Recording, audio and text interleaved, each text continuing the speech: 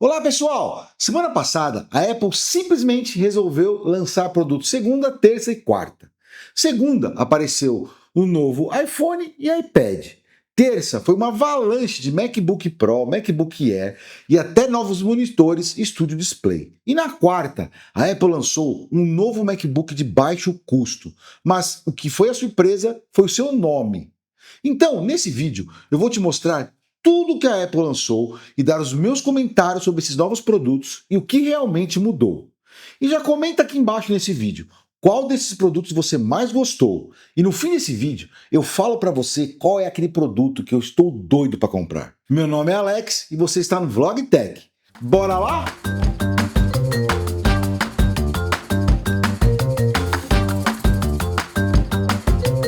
Na segunda-feira, logo de cara, a Apple lançou o iPhone 17e.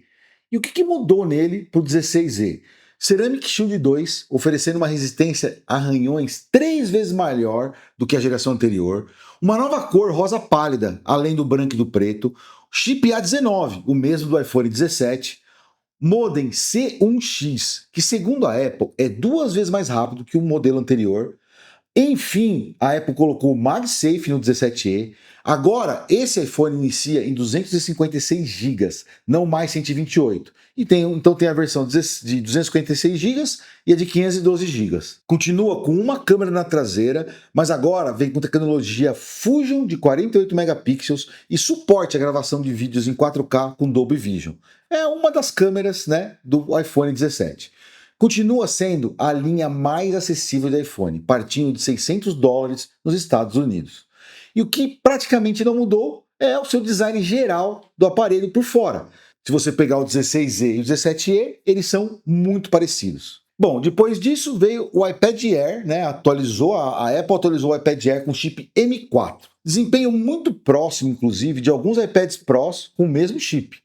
Então ele está sendo 30% mais rápido que os iPad Air com M3 e até 2,3 vezes mais rápido que os iPad Air com M1. Mas ele trouxe também dois chips auxiliares, o N1, que conta com conectividade Wi-Fi 7 e Bluetooth 6, e esse novo chip C1X da Apple, né, para os iPads com conectividade celular. Então o modem foi projetado pela Apple, que oferece velocidades de dados celulares até 50% maiores e até 30% menos de consumo de energia que o modem que vinha com o iPad Air anterior com M3.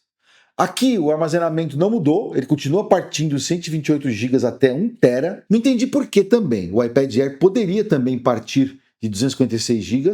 Os preços se mantêm os mesmos e segundo a Apple, com esse chip, né, o iPad Air está mais preparado para o Apple Intelligence. E aqui um comentário meu, tá? O iPad Air, ele me parece cada vez mais próximo do iPad Pro.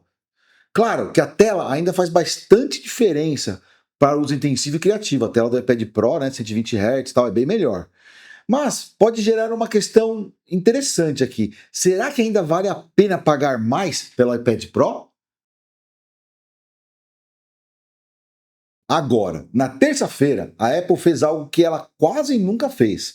Lançou vários Macs no mesmo dia. A Apple lançou os novos MacBook Pro, agora com chips M5 Pro e M5 Max. O design do MacBook continua o mesmo, não mudou nada, mas os chips M5 Pro e M5 Max são agora construídos usando uma nova tecnologia chamada Fusion Architecture, criada pela Apple e desenhada com foco em inteligência artificial. A eficiência energética melhorou, mantendo o mesmo tempo nas baterias, e claro, como eu falei, o foco foi total em IA e processamento neural. Mudanças importantes, ok? A Apple também prometeu um novo SSD com o dobro de performance em relação ao anterior, atingindo uma leitura de até 14,5 GB por segundo. É animal, né? Outra coisa que mudou, que agora todos os modelos de MacBook Pro partem de 1 TB de SSD, não mais, tá? Vem 512, agora é 1 TB. Mas claro, por isso a Apple também elevou os preços dos MacBooks. Gente, eu acho, aqui é a minha opinião, que ela fez isso para poder dar uma desculpa que teve um aumento. Por quê? O valor do SSD, na minha visão, para a Apple, é irrisório perto da memória. Porque hoje todo mundo está sabendo que a memória explodiu de preço, justamente por causa dos farms de IA que estão comprando tudo que é memória para eles. E isso acaba ficando com o mercado escasso. E a Apple passou para 1 tera, aumentou os MacBooks Pro, mas na minha visão, então é isso, ela aumentou por causa mais da memória do que de aumentar o seu espaço, tá? E você, o que você acha disso? E claro, os MacBooks Pro também vêm com o novo chip N1, com Wi-Fi 7 e Bluetooth 6. Depois deles, a Apple anunciou o novo MacBook Air com chip M5. Não mudou praticamente nada, melhorias em performance, é isso. Segundo a Apple, a nova máquina oferece um desempenho até 4 vezes superior para tarefas de inteligência artificial do que o MacBook Air com M4 e até, pasmem, 9,5 vezes em comparação ao modelo com M1. É bastante diferença, né? Ele começa agora com o dobro de armazenamento, não mais 256, mas sim 512. Possui o chip N1 também, mas o preço aumentou, como os MacBooks Pro, né, aumentou tanto nos Estados Unidos como aqui no Brasil. Por fora, ele é exatamente igual, mesma tela, tudo igual, 13 e 15 polegadas, e a duração de bateria, né, a mesma, Thunderbolt 4 e a mesma câmera com palco central, né, na sua tela. E aí aqui eu deixo uma pergunta para a gente ter aqui nos comentários, né, vocês comentarem.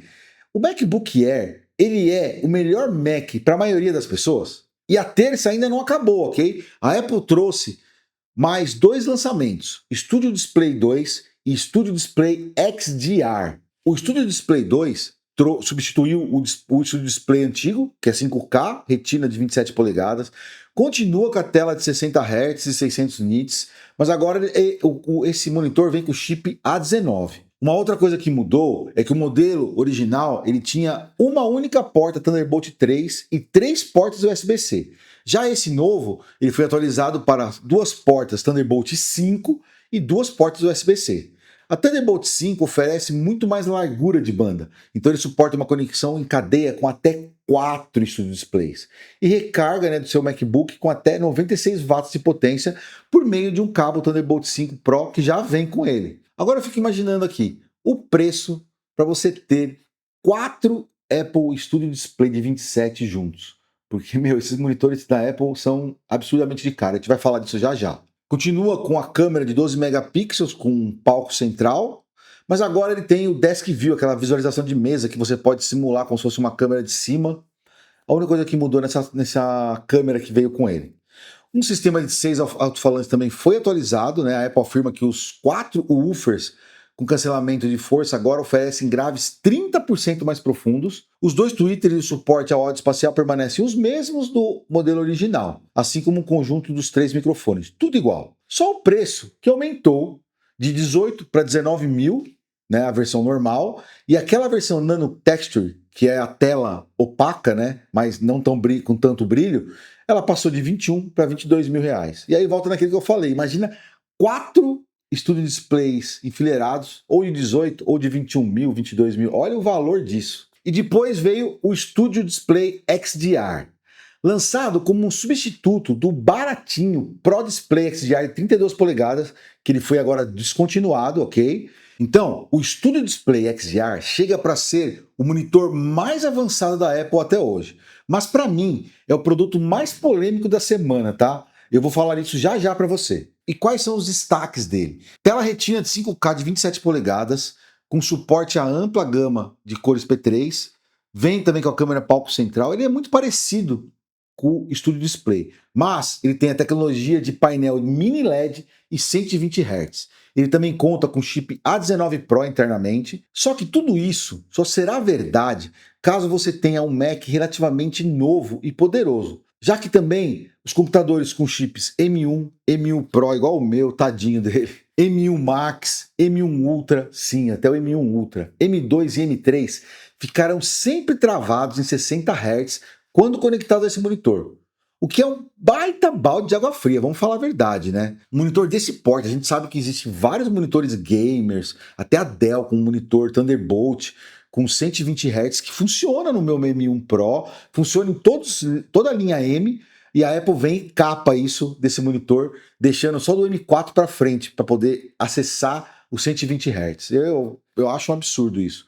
Sem falar que ele é muito mais caro, a gente vai falar de preços agora. Ó. Nos Estados Unidos, o Studio Display parte de $1.600, enquanto o Studio Display XDR sai por, no mínimo, $3.300. Olha só o valor disso, cara, é um absurdo. Aqui no Brasil, então, O Studio Display, como eu já falei, começa a ser vendido a 19 mil, né? Aumentou R$ 1.000, de 18 para 19.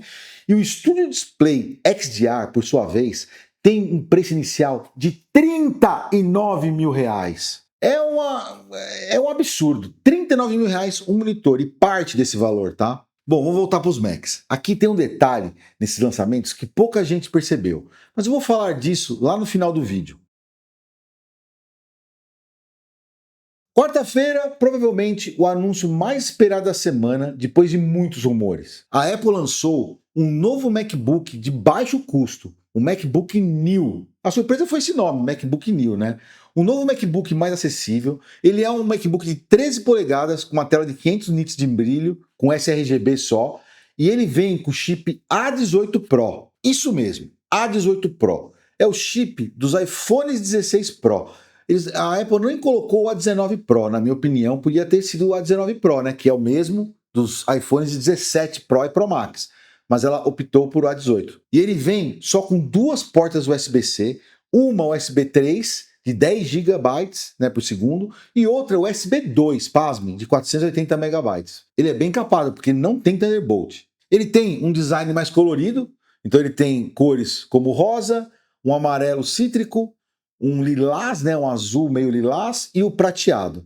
Não conta com teclado retroiluminado como todos os outros MacBooks, mas as teclas deles acompanham a cor do Mac. Ele também não tem suporte a recarregamento rápido e ele vem com um carregador de 20 watts no kit. Ele vem com memória de 8 GB somente e 256 e 512 de SSD, as opções dele. E nesse último, se você optar por 512 GB, ele vem também com Touch ID no teclado. Então, o de 256 nem Touch ID ele tem, ok? Aí vem o preço, né? Ele parte de $599 nos Estados Unidos, ou seja, um valor bem competitivo, realmente bem competitivo, e vai brigar de frente com vários PCzinhos baratos, ok? Mas aqui no Brasil é aquela velha história. A gente não pode converter 599, a gente convertendo 600 vezes 5, 30, 3 mil, né? Não 30, 3 mil, 3.500 reais, 4 mil reais.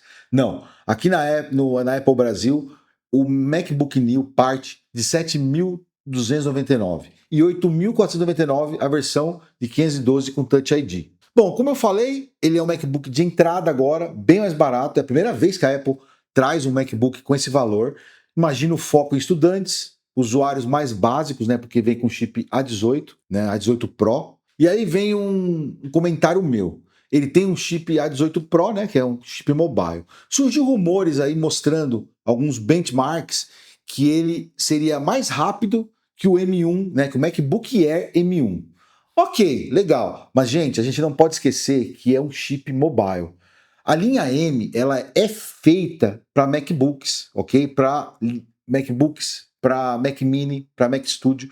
Esses chips, eles têm uma arquitetura melhor, uma GPU melhor que o A18 Pro ou até o próprio A19, mas a gente não pode esquecer disso. Ele é um chip mobile. Mesmo ele tendo um desempenho maior que o M1, pode ser que você renderizando coisas de mais longo prazo que precisa do processador, ele com certeza não pode, ele com certeza vai ser mais devagar, principalmente porque ele vai limitar a GPU dele, a CPU, porque ele não tem também ventoinha. Então, a gente tem que pensar nisso. Esse chip, ele é um chip mobile, ele não é um chip da linha M, ok? Então, é a minha opinião, eu acho que é legal, é um MacBook de entrada que vai trazer muito mais público para dentro do ecossistema da Apple, porque quem compra um MacBook desse, começa a usar, naturalmente depois vai comprar um iPhone, vai comprar os AirPods, enfim.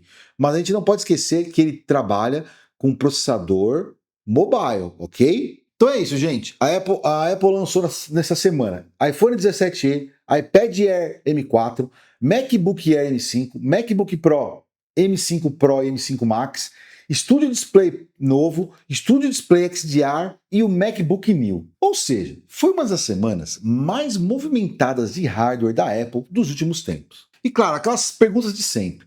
Qual desses produtos mais chamou sua atenção? Será que o MacBook Neo pode virar mesmo o Mac mais vendido da Apple? E como eu te falei lá no começo do vídeo, o que ninguém está vendo é que a Apple está focando seus chips em inteligência artificial em praticamente todos os produtos. Isso pode ser em consequência da nova parceria que a Apple fez com o Google, né, trazendo o Gemini, e também a vontade, né, dela de correr atrás do mercado, já que ela está bem atrás nesse quesito. E claro, como prometi lá no início do vídeo, meu sonho de consumo agora é o novo MacBook Pro de 14 polegadas M5 Pro. O meu M1 aqui, M1 Pro, já está bem cansadinho, né? Então esse M5 Pro é o meu novo xodó e vamos ver se eu consigo comprar ele. Então é isso aí, pessoal. Semana passada foi uma semana bem agitada, com vários lançamentos da Apple. Se você chegou até aqui nesse vídeo, já deixa um like nele. Assim o YouTube sabe que esse conteúdo é relevante e vai mostrar para mais pessoas. E também, se você ainda não é inscrito no canal para saber novidades de Mac, novidades de iPhones também, eu dou algumas dicas de iPhone aqui bem legal no canal, considere se inscrever-se no canal. E também clicar no sininho para receber notificação toda vez que colocar um novo vídeo aqui. Por hoje é só, pessoal. Muito obrigado e até o próximo vídeo!